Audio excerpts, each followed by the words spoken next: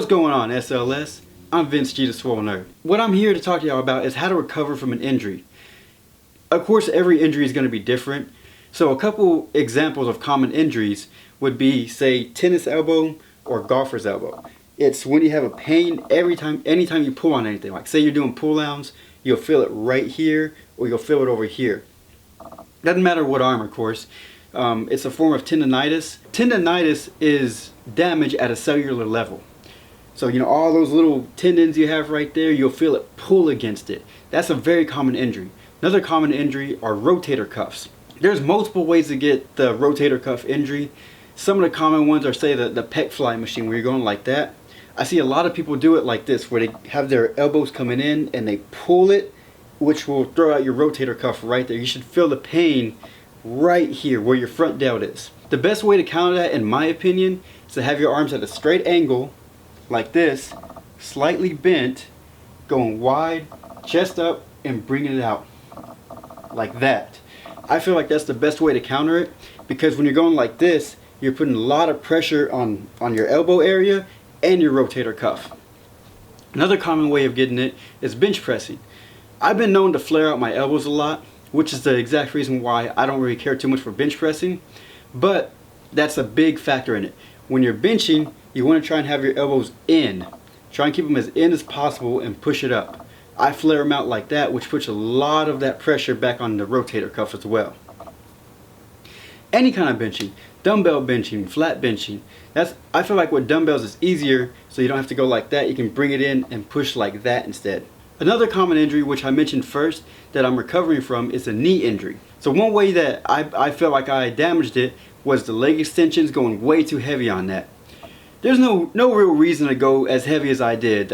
Well, what people don't realize, what I didn't realize, is that, you know, your bone is only so big. There's no muscle right there.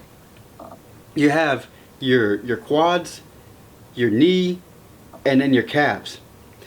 That bone has no muscle to it, so it will not be getting any bigger or stronger or any of that. So when you put all that pressure on it from leg extensions, it's bound to make it crack eventually.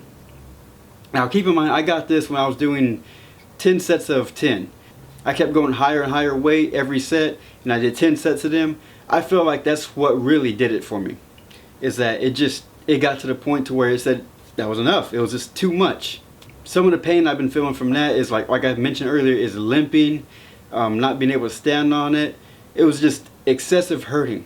Now let me get to the point of the video on how to take care of these injuries. Step 1, ice it.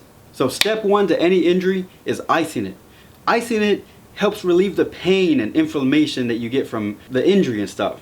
You know, get you a bag of ice or some cold vegetables and just place it on it. Another alternative is to use muscle rubs. I don't know the exact names of them. I use one that's called literally muscle rub. There's another one, what is it? Icy hot, maybe Vicks or something like that. I think they have stuff that helps relieve pain in it as well.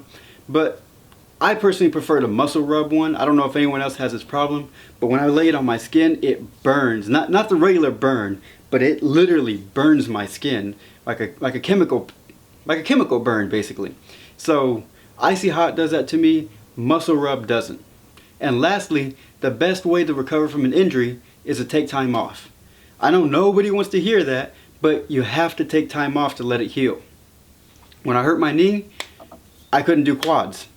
It sucked because my quads were going up, the numbers were going up, my quads were getting bigger, and it sucks because that happened.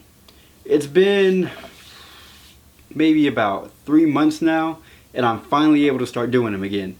Yeah, like I said, it sucks, it really does, but that's going to be the best recovering from it, is to just let it heal.